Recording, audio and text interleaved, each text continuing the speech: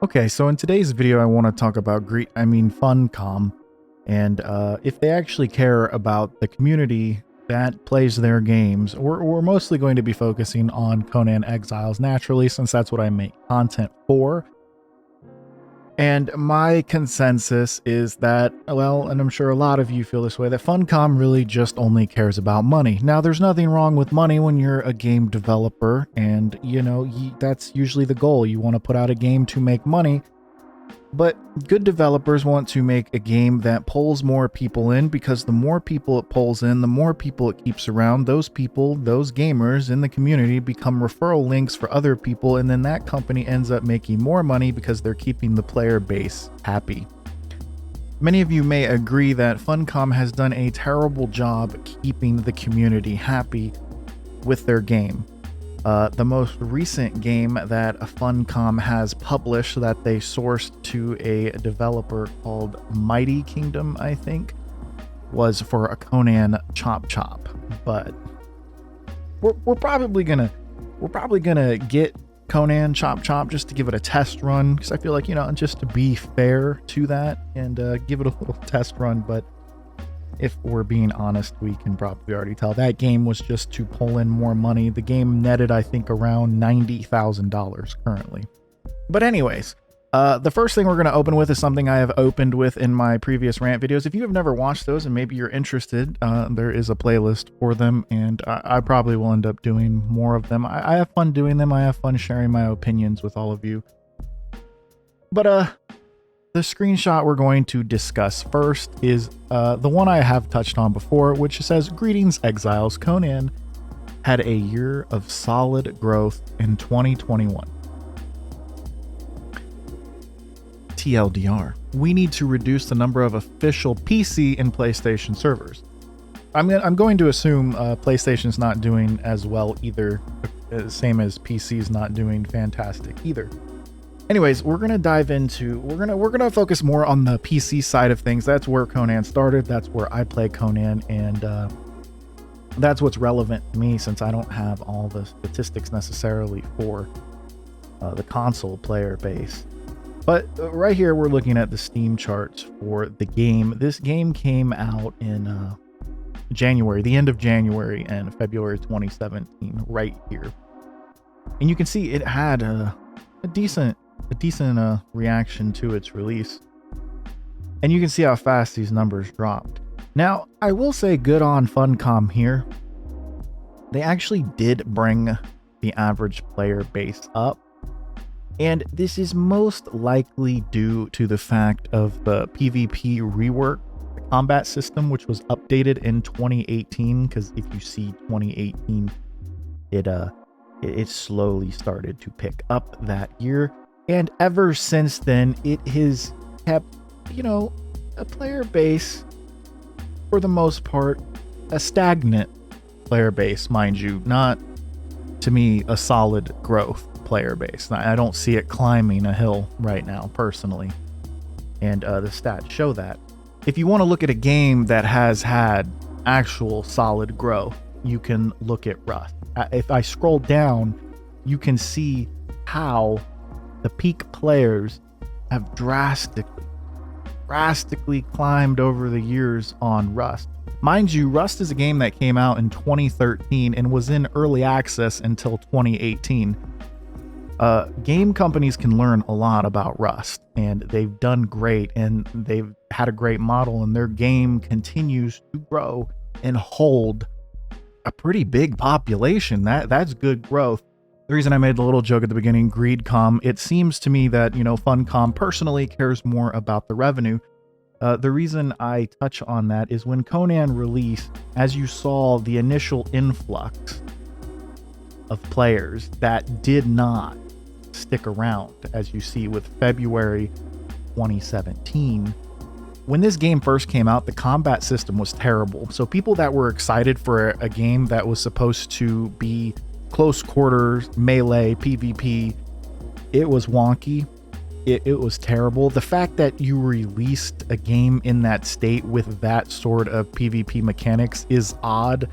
and then it took you quite some time to actually address it. Why you thought that was a good idea as a game company and to publish that, even in early access, is very odd. If you go back and you want to look up a video of what the combat system looked like back then, and if you even played it, you know what I'm talking about and how terrible it was. It turned a lot of people off to the game. And then you could go in and argue that maybe Funcom never really wanted this to be a PvP game. They just threw it in there to pull in more revenue. Because if they released a PvE, kind of RP game, you're not going to get as much in sales. But if you have a PvP element, when PvP games are usually the top grossing games out there in the gaming community, it seems like a business decision there to like, well, we've got to have a PvP side of this. And, it doesn't matter if it's not that good, as long as it pulls people in, and brings us money. And, maybe I'm bashing on Funcom a little bit here, but the fact that a lot of issues have not been addressed, and this is when I'm going to go into Ubisoft. Ubisoft released a game called Rainbow Six Siege, and I'm sure some of you even play it and enjoy it, but they did something called Operation Health. And this is where the company actually wanted to come in and fix bugs with a very aggressive take on it. They wanted to listen to the community. They wanted to fix common issues, bugs, and make a playable game that is actually going to stand the test of time. That is very smart from a company standpoint. But Ubisoft also knew what they wanted out of their game.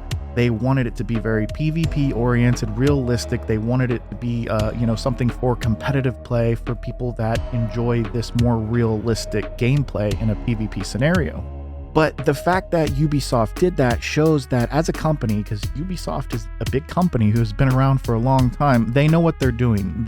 They know to keep the customer happy so then they can make more money. And then the customers will bring in more people as well. They'll get their friends to play. The game does well. More people will try it out. You know how it goes. It's a good relationship to have. And every gaming company should have a good relationship with their community if they want it to grow and, like I said, stand the test of time. Conan came out in 2017, like I said, and it is currently early 2022. They have had a long time to fix these things. They have had more than enough time to address these issues and bugs, and the community has been very vocal to Funcom on these things. But don't you worry, Funcom has recently fixed raining, going into your buildings. Still rains in some of my buildings. They didn't do a good job there. You ever wanted emotes for your pets and thralls? You got that too. This just goes into something I've discussed plenty of times in my rant videos. It seems very PvE sided. It seems like they don't care about the PvP community at all. They just want that community to help bring in more money. We're going to talk about SIPTA. SIPTA was released on the 15th of 2020, September. So if we go up and we look at September of 2020, you can see the influx of players because of SIPTA. Now, I've said it before, SIPTA is pay to win. It just is. It has that feel, it has that vibe. And the reason I say it's pay to win, especially in the PvP community, is because if you don't have access to some of this SIPTA stuff, you are outclassed. Another thing I have brought up before is the fact that auto lock is a thing. Auto lock is a PvE feature. Now, they can argue that they put this in, but, to help the battles and, to make them, more realistic, whatever they would like to argue that, they don't. The reason they really added it, in my personal opinion, is because the combat is wonky and it's never been finely tuned. So they're like, just give them auto lock. Auto lock is a PvE feature that I believe never should have been implemented onto PvP servers, and I'm sure many of you agree. It is ridiculous what a pair of daggers, and nowadays poison daggers, especially with the feroxic ones, and crafted with, oh gosh, you guys get what I'm getting at. You can do a lot with this because of auto lock, and you can pull out a shield, I guess. You can hope that you do more damage, and you know, we're not going to get into all that here. Anyways, SIPTA was finally released on May of 2021, the year that they said they had solid growth in. And as you can see, it did have a bit of influx of people between these 2 months. But then they, subside a bit in 2021, and they stay around the same area. It seems like Funcom can't get over 20,000 and stay there.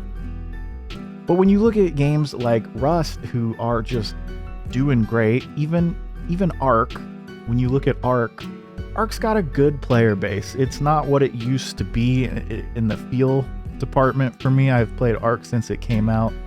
I do believe some elements that they added kind of went down a different road than I was hoping it would, but that's okay. The fact that the game still has a player base, and Ark's not drastically going downhill, but it's kind of reached its end. There is a new map coming out, and when new maps come out, it usually helps boost the population for a while. But still, 60, 80, 90,000 people still coming on the game, peak players. It's still doing a pretty good job. Also, another thing, Rust did it very well, and they actually care about their game because they're constantly adding new things. They're constantly adding things that change the game up, and you can also even play it from a PvE side. You don't necessarily have to be overly aggressive in the PvP scenario to enjoy Rust.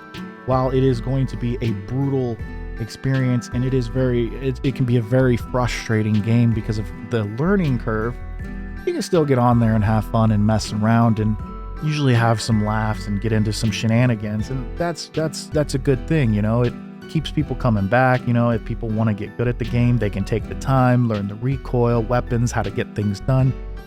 There's a good grind to it, and when they're constantly adding new stuff to the game that people can learn and mess with, like I remember when electricity came out, it was such a big deal, and it's not simple. It's not just like, all right, flip a switch, everything works. You actually had to wire things up. That's cool. They're adding these innovative things into their game that keep people interested, and they wanted to do it that way. Whereas a game like Ark is kind of going to reach that point to where, well, what now? And I know there's another map coming out, like I said, but the biggest thing in Ark that keeps it alive is the fact that, official servers don't wipe, similar to Conan. Breeding is a huge thing in Ark, colors for dinos, and big raids and whatnot, and hoarding loot. We all love hoarding loot in survival games, at least I do. But as you can see, Ark's not necessarily going up a hill the same as Rust. Conan got left behind, and if you guys ever wonder why I compare these 3 games, to me personally, they're the 3 games that stand out the most to me. You got Rust for that fast-paced first-person PvP with a nice mix and blend of survival and building and whatnot. You have Ark, which, I love dinosaurs, and when I heard dinosaurs were coming to a survival game and I was so excited. But they did that well. The combat system in Ark is wonky. The guns are wonky. It's more of a fun game when it comes to, the PvP to me. Like, people that take the PvP seriously on Ark, I have always considered silly because it's silly. It's not serious. But then when you get a game like Conan, where it's supposed to be barbaric, you're some barbarian, a strong person, and wielding these massive weapons and stuff, and then the combat system is very lackluster. There's so much to be desired from it, and they have had multiple years to get it done, and I do hope, like I discussed in my 3.0, expectations for the expectations I would like to see happen, I would honestly love to see them drastically change the game and pull in more people and bring some life to this game. But I honestly don't feel that is where it's going to go. I feel like honestly it's more about money for them at this point. We're going to go over to Steam Spy, which shows, some basic data. I just wanted to show the YouTube statistics right here for it. The YouTube statistics right here. The YouTube stats uploaded yesterday. 56,000 video or 56,000 views. We can round it to 57,000. 439 comments for top 50 videos uploaded last week. Over 50 new videos uploaded yesterday. It'll always say over 50 new videos. I don't actually pay for it. But then we look at something like Ark, and if we look at the YouTube stats for Ark, 2.8 million views. Let's take a look at Rust. 8 million.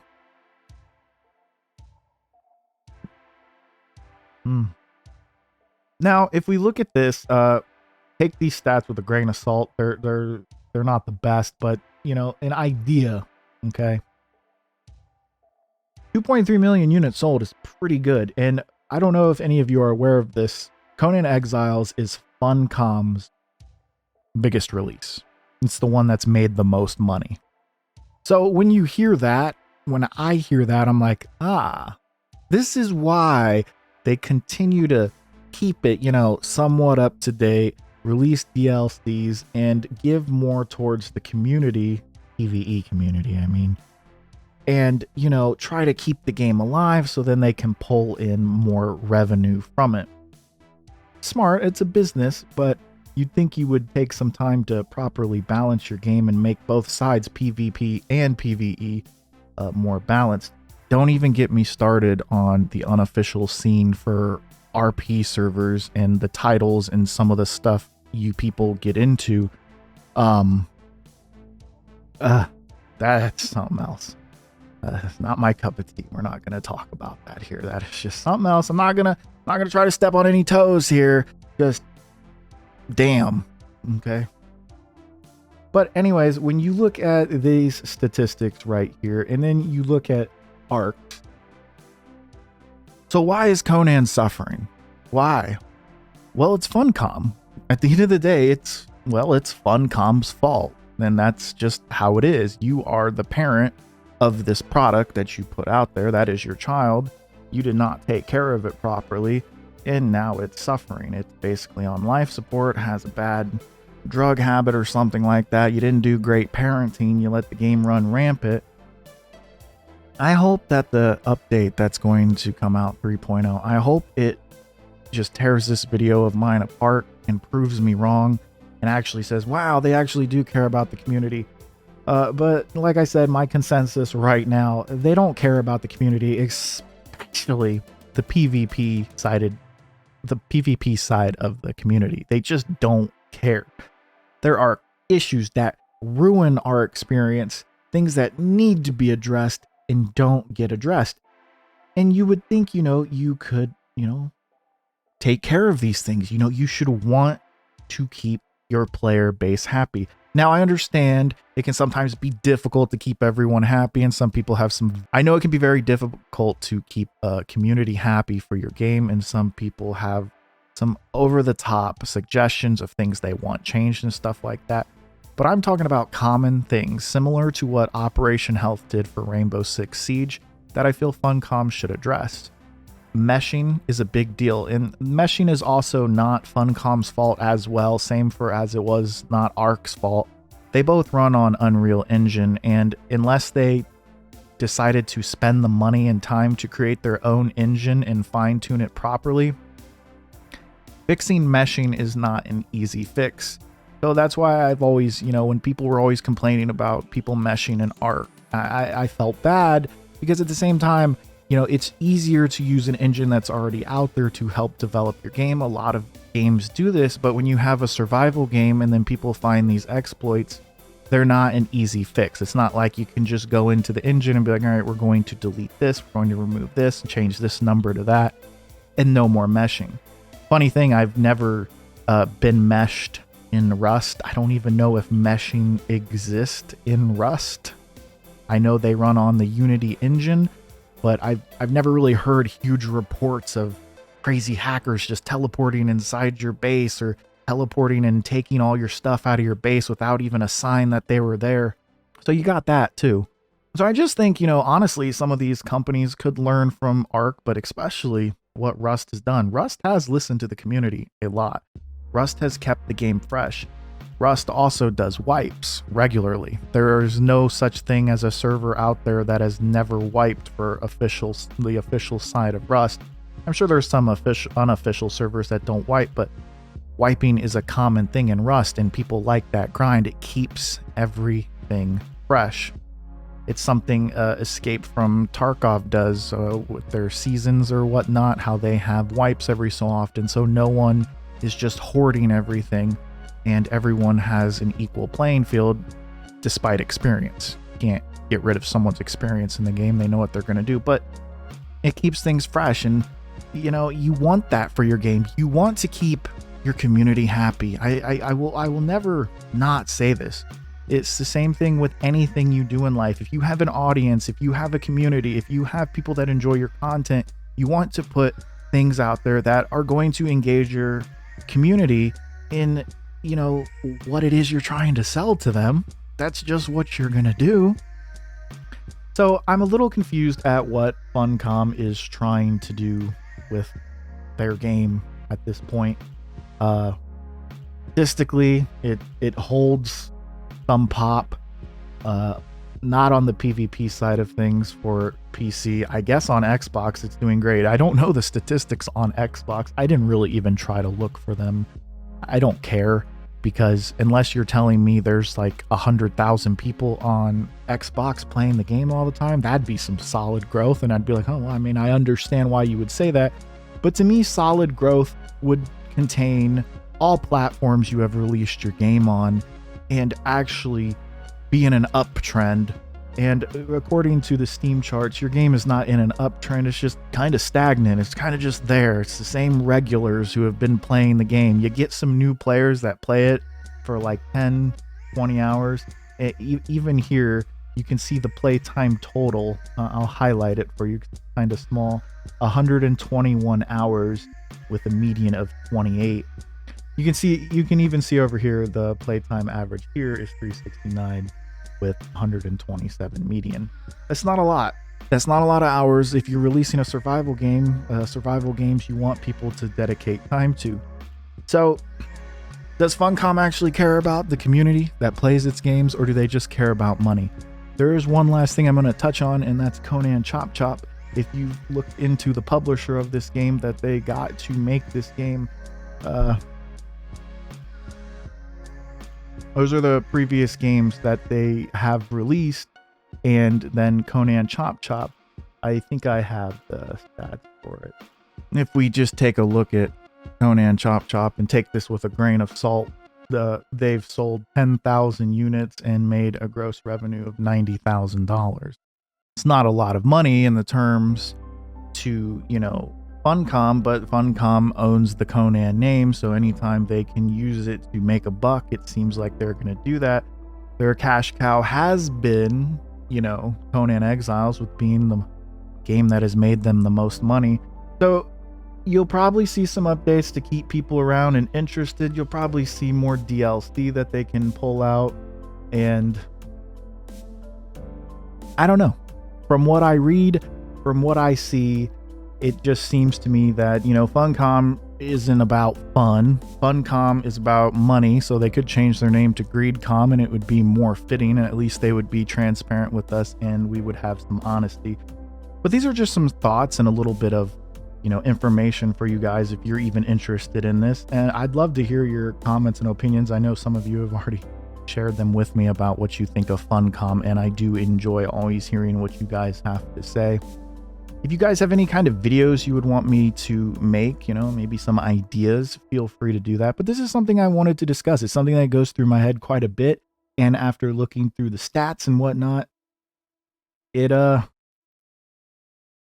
seems like Funcom's more bent on making money rather than actually making a nice polished game that will pull in more people and then in turn make them more money. It seems like they want to cash in on DLC releases, people's curiosity to come back to check out SIPTA or an update and maybe buy a DLC because they like it, and then they don't really play the game. Just seems like they want to make a quick buck rather than keep people around long term and invested. And especially on the PvP end of things, They have just driven tons of people away with their lack of transparency, not telling people what they can and can't do, taking away stacking without explaining like, all right, well, you can build like this, you can build like that. Oh, you can't build big anymore. You can't build a fortress, even though there's gods in the game. What are the point of gods anymore? They're basically a selling point like, wow, you can spawn in that giant behemoth of a creature and destroy someone's base. That's awesome. It seems like a lot of it was hype. The game should have never released with the terrible combat system that it had. If they actually had any kind of pride in their game, they should have worked on that prior, even if it is in early access. Don't, like, come on, that's just bad business. But it's not bad business if you're just trying to cash in on a brand that you have the rights to. So at the end of the day, I do believe Funcom cares about money, and I hope Update 3.0 makes me end up sticking a sock in my mouth and being like, oh, well, maybe you shouldn't have said all that, but I still think my point stands, and I think the data shows that at the end of the day, money is what they care about. The PvE community is more important to them than the PvP community. It's not an equal relationship for both sides. But that's just my opinions. I hope you guys enjoyed. If you do, go ahead, give the video a thumbs up. Like I said, please share your views and opinions with me in the comments. And if you're not subscribed, go ahead and subscribe and let me know what kind of videos you guys would like to see, or maybe are interested in hearing my opinions about, or maybe tips in the game you want, or maybe something I can help with. But until the next one, I'm out of here. Okay, we're done with GreedCom for now.